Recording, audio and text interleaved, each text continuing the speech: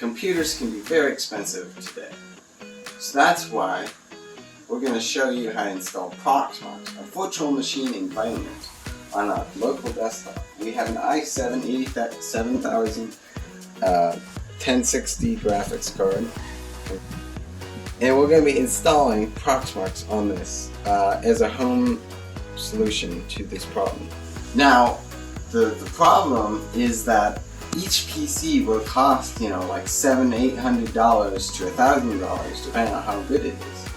But see, the solution to that would be, theoretically, to buy a big computer that only costs $1,000 or something with a good graphics card and create virtual environments to stack for each of your devices. Then you can buy cheap laptops, cheap computers, connect to the virtual environments, and use them instead of the cheap laptop. Let's get started. So the first thing you'll need is a bootable USB drive of the Proxmox virtual environment. For a tutorial on how to do that, please watch how to create a bootable USB drive with this video. Okay, so the first thing we're going to do, second thing we're going to do, is plug it into our machine and press the power on button.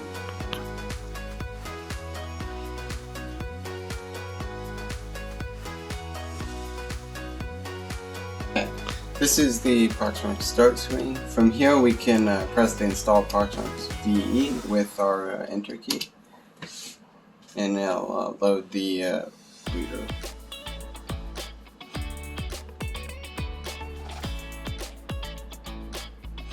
And then it'll go through all of its startup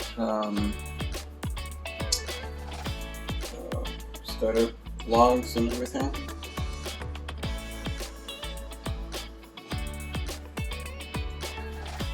Then it'll come to the end user license agreement, so you can scroll down, read all this if you want. I'm not going to. And just press I agree down in the lower right hand corner here.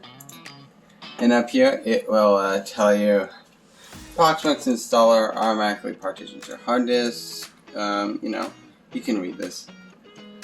Here, this is the target hard disk, and so we've got one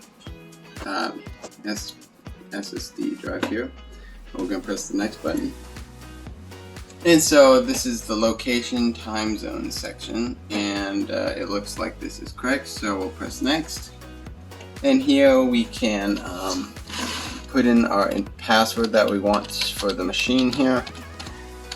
I'm just going to put in my password and email. You want to put your email. And press next. Here you can put in your domain name. I'm going to change this in the future, so I don't mind if you see this. But mine is --thesimplextech.org, and if you haven't already, in order to access this from any network, if you want to access this from your local network, you won't have to do anything extra except for this.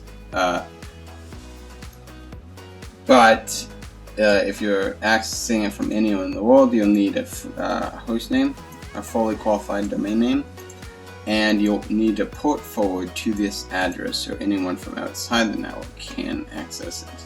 So next we're going to press next. And here this will give us the summary of what we've just decided. So file system, Simplex Tech, the address, and we can press install. And so now it's going to create partitions and install. And we'll come back when that's finished. Okay, so from here you'll need to remove the USB media, and it will automatically reboot if you had not just checked the checkbox in the bottom. So here it'll reboot and it'll automatically go if you don't press anything, but you can press start to go faster or whatever.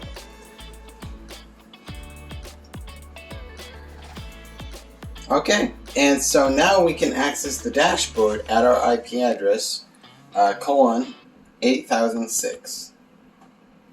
Okay, so when you log in, I'll come up to this window, and so I believe the default username is root, And your password is the password you specified during the installation process. So we'll put that. And all the free versions will say this. Don't worry about it because it's free. So you don't need to worry about this. And there you are. That's how you install Proxmox.